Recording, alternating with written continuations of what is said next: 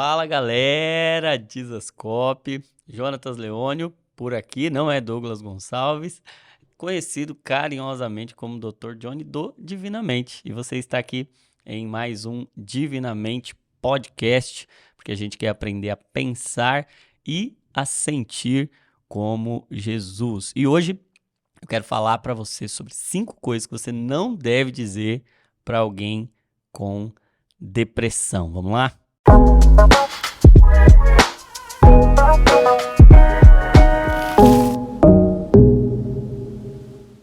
E antes da gente entrar no nosso conteúdo, quero lembrar você do meu filho querido, Divinamente Aprendendo a Pensar e Sentir como Cristo. Se você ainda não adquiriu o seu, tenho certeza que vai abençoar a sua vida. O link vai estar aí na descrição. E vamos falar hoje sobre depressão, e mais do que falar sobre a depressão, falar sobre como a gente pode ajudar alguém que está lidando com a depressão. Você que tem um amigo, tem um irmão, um marido, a esposa ou alguma ovelha aí da igreja, algum irmão da igreja que está passando pelo processo depressivo, sabe que o que a gente diz pode ajudar muito ou pode atrapalhar muito. Eu recebo muitos pacientes no consultório e alguns deles dizem assim para mim: mais do que a dor da doença, o que dói de forma assim muito intensa é a dor da incompreensão. É a dor de você estar sofrendo e no lugar onde você mais precisa de ajuda, onde você mais espera ajuda, você não recebe uma palavra de carinho, você recebe uma palavra que por vezes atrapalha mais. E o que eu percebo é que ninguém sabe muito bem como lidar. Ninguém sabe muito bem o que falar, como reagir, como ajudar. E aí a gente vive um pouco daquele drama dos amigos de Jó. Bem intencionados, porque os amigos de Jó estavam muito bem intencionados, buscando respostas e alternativas, porém, numa grande parte das vezes a gente mais atrapalha do que ajuda. Então, eu fui ouvir os meus irmãos e as minhas irmãs que lidam com a depressão e perguntei a eles o que mais te ajuda quando você ouve e o que mais te atrapalha quando você ouve. E aí eu quero compartilhar para você 5 coisas que você não deve falar para alguém com depressão e também para não deixar você só de boca fechada com o que você não deve falar, quero compartilhar algumas coisas que esses meus irmãos, essas minhas irmãs compartilharam que ajuda e que você pode falar para alguém com depressão. Vamos lá então, tá? Preparado? A depressão é uma condição clínica, é um problema de saúde multifatorial. Então, são múltiplos fatores, nunca é uma coisa só. E vai cursar com, a gente vai ver, uma espécie de fratura dos funcionamentos, das funções cerebrais, tanto da energia, da vontade, como dos pensamentos e dos sentimentos. Tudo fica puxado para baixo. Eu gosto de comparar a depressão, e a depressão tem esse nome não à toa, né? Quando você olha para geografia, você tem lá uma planície, você tem um planalto e você tem uma depressão. Depressão é um afundamento. Então, por conta dessa quebra de conexões, dessa fratura, você tem um afundamento dessas funções cerebrais. O cérebro funciona abaixo. Então, o que era para ele estar aqui no nível do zero, ele agora vem para um nível abaixo. E é como se ele tivesse submerso. É como se ele tivesse abaixo do nível de normalidade. E aí, se aqui em cima está o nível de sensibilidade positiva, do sabor, do prazer e dos pensamentos bons, do pensamento mais positivo, no sentido de olhar para a vida com clareza, com um olhar positivo, e tem ânimo, tem disposição. Se aqui tem mais prazer, aqui embaixo tem mais dor. Então, tudo aqui embaixo é mais doloroso. Então, a depressão tem essa característica de fazer a dor ficar mais dolorosa e o prazer ficar menos prazeroso. E é uma condição multifatorial que envolve elementos genéticos, que envolve elementos do corpo, da biologia, que envolve traumas, a estrutura psicológica, uma história de vida que Deus não transplanta quando a gente se entrega a ele, mas ele transforma quando a gente se entrega a ele. E a diferença é que o transplante joga fora o velho. A transformação pega a matéria-prima que veio, mistura com coisas novas e transforma para fazer uma coisa nova, porque Deus é mais glorificado na transformação do que na criação. Por isso que o evangelho é transformação. Deus transforma e isso glorifica o nome dele. E para transformar tem que pegar a nossa matéria-prima. Então, agora a gente pode, a partir dessa matéria-prima que a gente carrega, dos traumas, ser transformado. Mas tem elementos genéticos, tem elementos do corpo, de hormônios, vitaminas, de condições orgânicas, tem elementos psicológicos e tem elementos ambientais, um ambiente mais estressante. A gente sabe que hoje o principal fator de risco para depressão é o estresse. E nós vivemos nada mais, nada menos do que no momento mais estressante da história da humanidade, mais sobrecarregado. Então nós estamos falando de um problema que não é nem falta de fé, nem falta de Deus, nem falta de intimidade com Deus, é falta de saúde. E a gente pode tratar. Agora, como ajudar alguém com um quadro depressivo? O que não dizer? Frases que você não deve dizer a alguém com depressão, porque você vai piorar e você sabe que o poder da morte e da vida estão na língua, na fala. Não é à toa que Deus cria tudo por meio da sua palavra. A boa palavra, ela pode curar, ela pode animar, ela pode tratar, mas uma palavra maldita, ela pode adoecer, ela pode gerar muitos sofrimentos. Vamos lá, tá preparado então?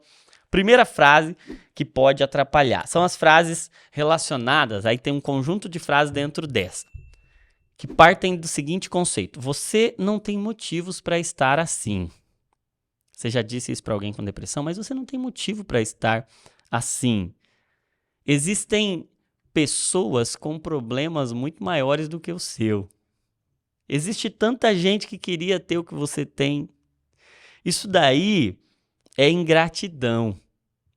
Você tem o que todo mundo queria ter. Ei, seja grato. Você tem a vida que todo mundo queria ter, ou você tem mais do que um monte de gente queria ter. Você não tem motivos para estar assim. Então essa frase, você não tem motivo para estar assim, ela é muito perigosa e ela causa muito mais doença do que cura. Ela traz muito mais problemas porque a depressão não tem a ver com motivos. E não é uma questão de motivos para.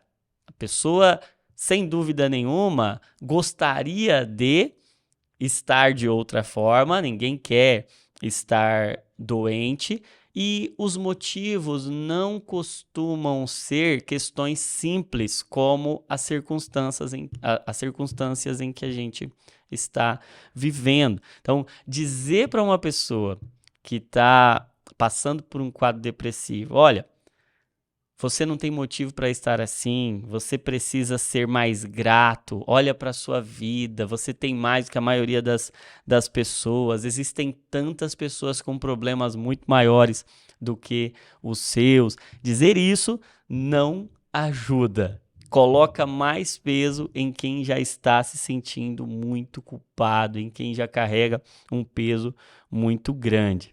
Uma segunda frase que atrapalha muito: você precisa reagir.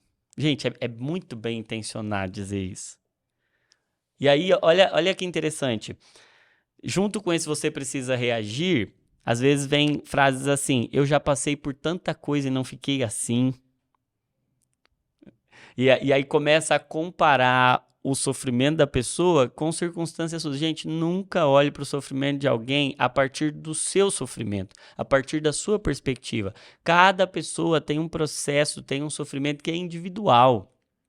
E aí dizer, você precisa reagir, porque eu já passei por muita coisa e não fiquei assim. A vida é dura para quem é mole. Ou você precisa se esforçar. Gente, dizer para alguém que está com depressão que ela precisa reagir é a mesma coisa que dizer para alguém que está com a perna quebrada que ela precisa sair correndo. E, obviamente, gente, eu não estou dizendo que não vai exigir uma atitude de quem está lidando com a depressão. Sim, vai exigir uma atitude. Porém, nós temos que fazer essa sugestão não a partir de colocar um peso que a pessoa não consegue suportar, mas a partir de oferecer uma ajuda para que ela faça o que precisa ser feito. E nunca comparando sofrimentos, nunca colocando em um lugar de superioridade, de você não está dando conta, você não está sendo tão forte quanto eu, você precisa se esforçar. Eu gosto de comparar a depressão com a asma. Você já deve ter visto ou convivido com alguém que tem bronquite asmática, e você pode chegar para uma pessoa que tem asma e dizer assim: ei, você precisa respirar, você precisa se esforçar para respirar. E aí, olha para aquela primeira frase, né? Você não tem motivos, olha o tanto de oxigênio que você tem aí, olha como Deus foi bondoso com você, te deu esse tanto de oxigênio, porque você não respira. Você precisa se esforçar, você precisa respirar. Mas, gente, quem tem asma tem o oxigênio, mas o problema é que tem uma broncoconstrição ali, tem uma contração, uma constrição dos brônquios que impede esse ar de chegar até os alvéolos, de chegar até as áreas de troca respiratória. Então não é que ela não quer, ela está se esforçando, pelo contrário, a musculatura dela está puxando, ela está respirando de forma muito mais frequente, com muito mais frequência, ela está cansada, buscando respirar, mas não é uma questão de vontade. Então dizer você precisa se esforçar e dizer, ei, respira mais, respira mais, respira mais. E não é isso que vai resolver. Então dizer para quem está com depressão, você precisa reagir, você precisa se esforçar, coloca um peso que pode ser muito perigoso. Então, não diga, você não tem motivo para estar assim, isso é ingratidão, isso é drama, isso é frescura, a vida é tão bonita, ou você precisa reagir, eu já passei por tanta coisa e não fiquei assim, a vida é dura, mas para quem é mole, você também tem que fazer a sua parte, você tem que se esforçar. Claro que tem um pouquinho de verdade aí, nós já vamos falar no que falar para alguém com depressão.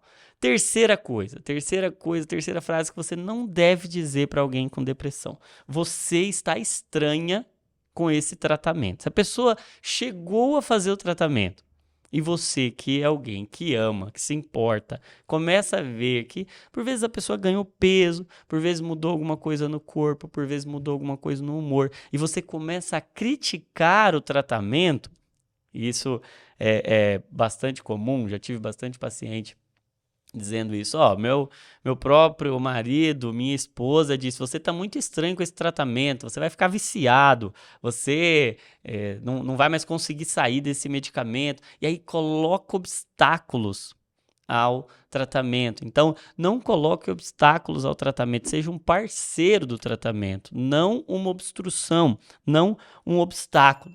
Quarta frase que você não deve dizer a alguém com depressão. Você está dando lugar ao diabo. Gente, isso daqui para quem está com depressão é muito cruel, muito cruel. E associar a tristeza ao diabo. Tristeza é coisa do diabo. Você está assim, você está dando lugar, você está, de alguma forma, perdendo essa batalha espiritual e trazer um peso espiritual para um problema que é de saúde.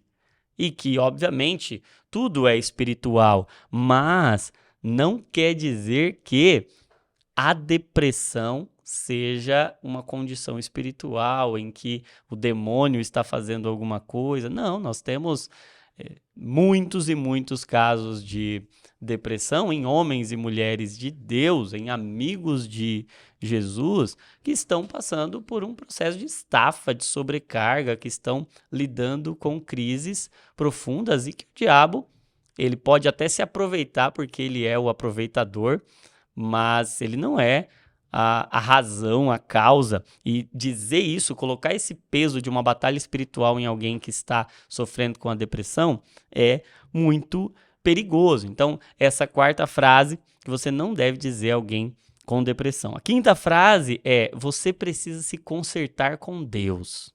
Ah, gente, quem já está com um processo depressivo e de alguma forma está buscando se apegar em Deus, ainda tem que ser convencido ou é alvo de pessoas tentando convencer que isso é uma quebra entre ela e Deus. Que ela precisa se consertar, que ela precisa confessar os seus pecados e que isso precisa, de alguma forma, ser resolvido com mais fé. Onde está sua fé nessas horas?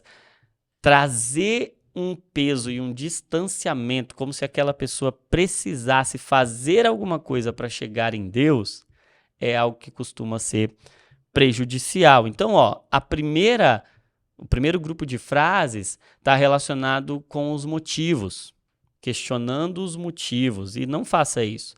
Não questione os motivos. Não tente julgar os motivos da pessoa estar em depressão, até porque nós não sabemos esses motivos.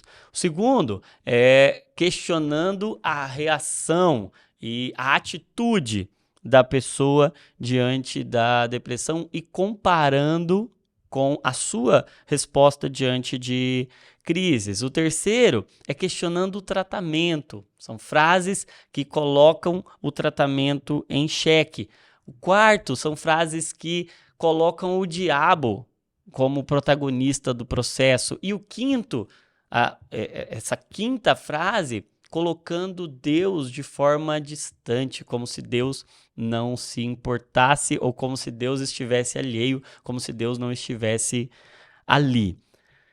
Não fale essas frases. Agora, o que falar, então? Como você pode ajudar alguém com depressão? Vou sugerir algumas frases que ajudam demais. Então, se você ama alguém e esse alguém passa por depressão, experimente falar essas frases. Eu estou aqui.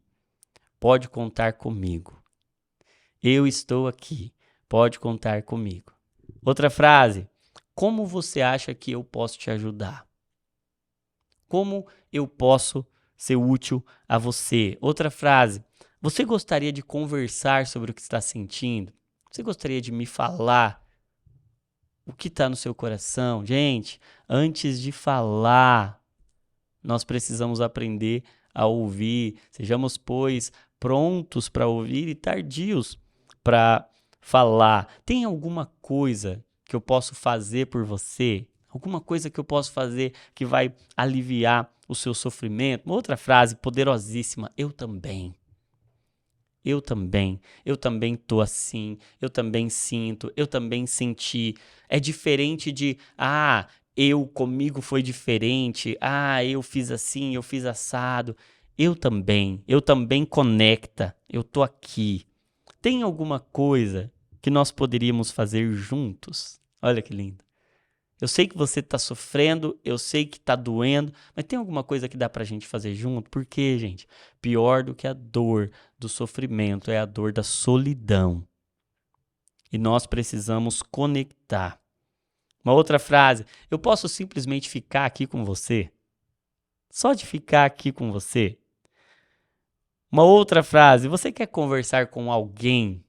Tem alguém que você gostaria de conversar? De repente a pessoa não se sente confortável para falar tudo com você, mas você pode conduzir até um tratamento. Existe algo que eu possa fazer para amenizar a sua dor? Eu posso e colocar-se nesse lugar de intersecção, de intercessão, de disponibilidade. E mais uma, nós vamos passar por isso juntos. Nós vamos passar por isso juntos. Gente, é importante que haja uma atitude terapêutica em nós.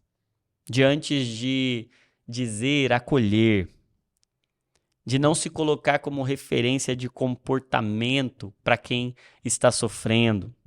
Focar na pessoa e não em você.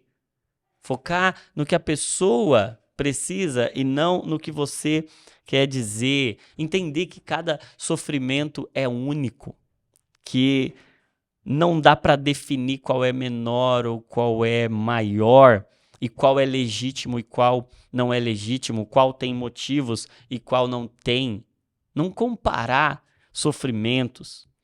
Antes de dizer alguma coisa, lembrar que sim, a depressão é um problema de saúde e que precisa de tratamento e que a gente tem que se livrar dos preconceitos. Ter paciência, porque assim como uma fratura leva tempo e grandes lesões, grandes fraturas levam tempo para serem recuperadas, a depressão também pode levar tempo e esse tempo é variável. Agora, algo que eu penso que pode ajudar todos nós que vamos lidar com alguém ou que talvez até vamos passar por um processo depressivo, mas que pode nos ajudar. E eu gosto do que o livro A Depressão de Spurgeon nos fornece, que é uma esperança realista que olha para Cristo não apenas como Senhor dos Senhores, mas como o homem de dores. Isaías 53 nos mostra que Jesus tomou sobre si as nossas enfermidades e o que isso quer dizer é que antes de tentar nos tirar de um sofrimento, Jesus quis entrar dentro do nosso sofrimento. E talvez seja essa atitude que houve em Cristo Jesus, como diz lá em Filipenses 2, que nós devemos imitar. Antes de tentar dizer para alguém, ei, pare de chorar, pare de sofrer, sai daí desse sofrimento. Talvez o que as pessoas mais precisam, quem está sofrendo, é de alguém que diga, eu entro aí com você. Como o Senhor fez com Elias quando ele estava dentro da caverna. Não foi o Senhor quem mandou ele para a caverna, o Senhor não era o culpado de nada, mas é o Redentor de tudo. E o Senhor diz, Elias, o que você está fazendo aqui? Eu estou aqui, não é aí, 1 Reis 19:9. E sabe, quando os amigos de Jó vêm trazer respostas, Tim Keller diz que Jó nunca viu a resposta. Jó nunca viu a razão. Os amigos ficaram, e às vezes a gente funciona como esses amigos, a gente fica tentando dar resposta. E Tim Keller diz, Jó nunca viu a razão, ele viu Deus. E isso bastou. Como ajudar alguém que está sofrendo com depressão? Mostre Deus. E não é mostrar respostas sobre Deus, é entre como Cristo no sofrimento de alguém e mostre como Cristo é. Ele sabe o que é padecer, experimentado no sofrimento. Ele, o homem de dores. Ele, que é Senhor dos Senhores. Eu gosto do texto de Filipenses capítulo 2, que diz que nós devemos ter a mesma atitude ou o mesmo sentimento que houve em Cristo Jesus. E lá no início do capítulo 2 ele diz, há alguma consolação, há alguma comunhão, há alguma compaixão no amor de Cristo. Então, agora a gente pode, por meio desses 3 Cs, consolação, comunhão e compaixão, ter o mesmo sentimento de Cristo e ser cura para alguém. Garantir que essa pessoa tenha acesso a toda a graça disponível.